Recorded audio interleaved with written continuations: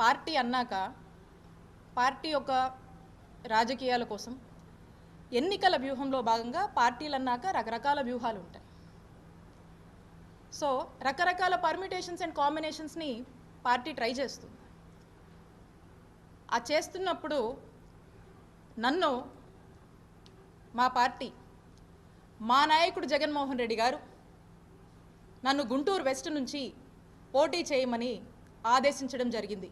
క్రమశిక్షణ కలిగిన వైఎస్ఆర్ కాంగ్రెస్ పార్టీ కార్యకర్తగా నేను వారి మాటే శిరోధార్యం అనుకొని ఎదురు ఏమీ మాట్లాడకుండా నేను ఆ మాటని ఆ ఆదేశాలని పాటించి నేను నా బాధ్యతగా నాకు ఇచ్చినటువంటి గుంటూరు వెస్ట్కి వెళ్ళి నేను పోటీ చేయడం జరిగింది. మీ అందరికీ తెలుసు గుంటూరు వెస్ట్ గురించి. ఏ రోజు గుంటూరు వెస్ట్లో వైఎస్ఆర్ కాంగ్రెస్ పార్టీ గెలవలేదు. వరుసగా మనం ఓడిపోతూ వస్తున్నాము.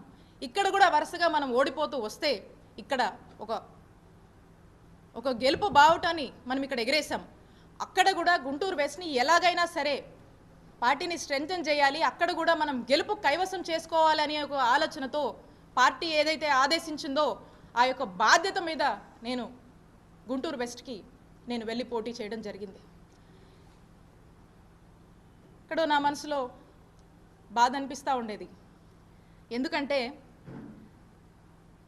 మా నియోజకవర్గం చిల్లూరుపేట, ఇక్కడున్నటువంటి మా నాయకులు, ఇక్కడున్నటువంటి మా కార్యకర్తలు, ఇక్కడ నన్ను దీవించినటువంటి ప్రజల్ని, నా సొంత నియోజకవర్గాన్ని వదిలి నేను వెళ్ళాల్సి వస్తుంది అనేటువంటి బాధ నాలో ఉన్నప్పటికీ నేను మా నాయకుడు మాటే శిరోధారంగా భావించాను కాబట్టి నేను అక్కడికి వెళ్ళి పోటీ చేయడం జరిగింది.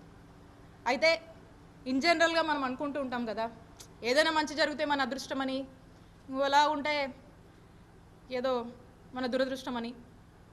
అయితే ఇక్కడ మీ అందరినీ కూడా వదిలి వెళ్ళాల్సి వచ్చినప్పుడు, మీ అందరి గురించి నేను ఆలోచించినప్పుడు, నా సొంత నియోజకవర్గం అని నా మనసుకు బాధ అనిపించినప్పుడు, ఇది నేను ఎవరిని అనట్లేదండి, నేను ఇది కేవలం నా దురదృష్టం అనుకున్నాను. నేను నా బాడ్లకు అనుకున్నా, ఏదో మిస్ఫార్చ్యూన్ అనుకున్నా. అయినా మా నాయకుడు జగనన్న మాటే నాకు వేదంగా నేను భావించి నేను అక్కడికి వెళ్ళి పోటీ చేయడం జరిగింది. పదే పదే రాజశేఖర్ గారు అంటున్నారు అన్ని వేలతో ఓడిపోయింది, ఇన్ని వేలతో ఓడిపోయిందని. గెలుపు ఓటముల గురించి మీరు మాట్లాడుతున్నారా రాజశేఖర్ గారు? చెప్పండి. అయితే గెలుపు ఓటం అనేది సహజం. నేను గర్వంగా చెప్తా ఉన్నా, మేము 2019లో అధికారంలోకి వచ్చాక మంచి చేసి మేము ఓడిపోయాం. ప్రజలకు మంచి చేసి మేము ఓడిపోయాం. టెక్నికల్గా మాట్లాడితే రకరకాల కారణాలు ఉన్నాయి, అదో ఇదో ఏదో అని మనం అనొచ్చు. బట్ ఎవిడెన్సెస్ లేవు కాబట్టి నేను అది చెప్పలేను. కాబట్టి మంచి చేసి మేము ఓడిపోయామని మేము గర్వంగానే చెప్పుకుంటాం. ఆ తర్వాత మా నాయకుడు జగన్మోహన్ రెడ్డి గారు మళ్ళా మాట్లాడి మళ్ళా తిరిగి నా సొంత నియోజకవర్గానికి, మా చిలకలూరుపేట నియోజకవర్గానికి నన్ను పంపిస్తున్నానని ఆదేశాలు ఇవ్వడం జరిగింది. నేను మా నాయకుడు ఆ రోజు చెప్పిన మాట నేను కాదనలేదు, ఈరోజు చెప్పినటువంటి మాటలకు కూడా కట్టుబడి నేను నా నియోజకవర్గానికి వస్తున్నందుకు నేను సంతోషించాను. ఇక్కడ ప్రజలకి, ఇక్కడున్నటువంటి మా నాయకుల్ని, ఇక్కడున్నటువంటి మా కార్యకర్తల్ని రిప్రజెంట్ చేస్తున్నందుకు చేసే అవకాశం నాకు దొరికినందుకు నా అదృష్టంగా భావిస్తాను. మా నాయకుడు ఏం చెప్తే అది క్రమశిక్షణతో చేయడమే మాకు తెలుసు. ఇక్కడున్నటువంటి నేను బాధ్యతలు తీసుకోవడం జరిగింది. ఎందుకు అని అడుగుతున్నారు కాబట్టి నేను మీ ద్వారా ప్రజలకు, వారికి నేను స్పష్టతనివ్వాలనుకున్నాను. ఇక ఇక్కడి నుంచి మనం చూస్తే క్రమక్రమంగా ఈ ఓవరాల్గా కూడా క్రమక్రమంగా ఎప్పుడు తీసుకున్నా, ఎప్పుడు చూసినా మొదటి నుంచి కూడా ఆ దివంగత మహానేత డాక్టర్ వైఎస్ రాజశేఖర్ రెడ్డి గారి దగ్గర నుంచి ఆయన తనయుడు మా నాయకుడు జగన్మోహన్ రెడ్డి గారు క్రమక్రమంగా కూడా మరి రాజశేఖర్ గారికి గౌరవం ఇస్తూనే వచ్చారు, ఉన్నత పదవులు ఇస్తూనే వచ్చారు. ఎక్కడా కూడా మా నాయకుడు జగన్మోహన్ రెడ్డి గారు మరి రాజశేఖర్ గారిని మోసం చేయలేదు. మా వైఎస్ఆర్ కాంగ్రెస్ పార్టీ మరి రాజశేఖర్ గారిని మోసం చేయలేదు. ఒక్కసారి మర్రి రాజశేఖర్ గారిని నేను అడుగుతా ఉన్నాను. ఆ కుటుంబము మోసం చేసింది అని మీరు మాట్లాడుతుంటే ఒకసారి నాకు మిమ్మల్ని అనాలనిపిస్తూ ఉంది. ఒకసారి ఆత్మవిమర్శ చేసుకోండి. ఆ కుటుంబం మీకోసం ఎంత నిలబడింది, మీ ఎలాంటి పరిస్థితుల్లోనే ఎలా నిలబడింది, పార్టీ కష్టాల్లో ఉన్నా ఎలాంటి పరిస్థితుల్లో ఉన్నా మీకు మాత్రం ఒక మెట్టు గౌరవం పెంచిందే తప్ప ఎప్పుడు కూడా మీ గౌరవానికి ఎప్పుడు కూడా తగ్గింపు అనేది లేదు. పార్టీ మీకు ఎప్పుడు మంచి చేసింది, మిమ్మల్ని ఉన్నతమైన పదవుల్లోనే ఉంచిందని తెలియజేస్తూ ఉన్నాను. కాబట్టి ఓకే, అన్ఫార్చునేట్లీ మేము ఓడిపోయాము.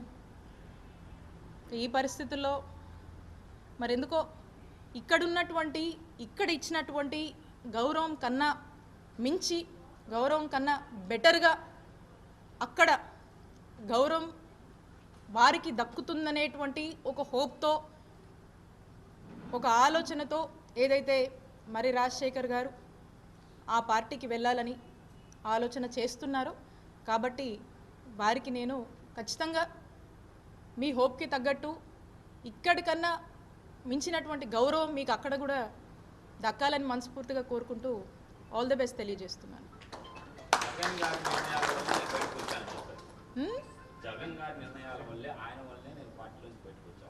అంటే ఏ నిర్ణయం అన్నా అదే నేను చెప్తా ఉన్నా. 2004 నుంచి 2024 వరకు కూడా స్పష్టంగా అన్ని విషయాలు మీ ముందే పెట్టాను.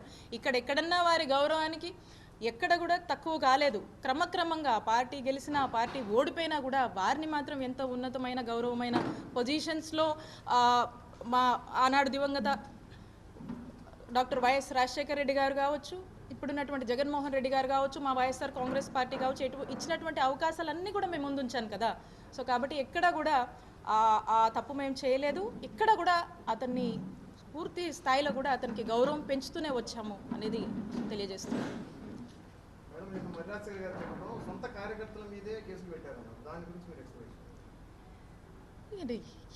ఇప్పుడు కాదు, ఇక ఒక ఆలోచన మారింది కాబట్టి, ఇంకో ఆలోచన వారిలో వచ్చింది కాబట్టి ఇక న్యాచురల్గా ఏదో ఒకటి అంటూ ఉంటారు. దాంట్లో భాగంగానే బహుశా అనుంటారని నేను అనుకుంటున్నాను.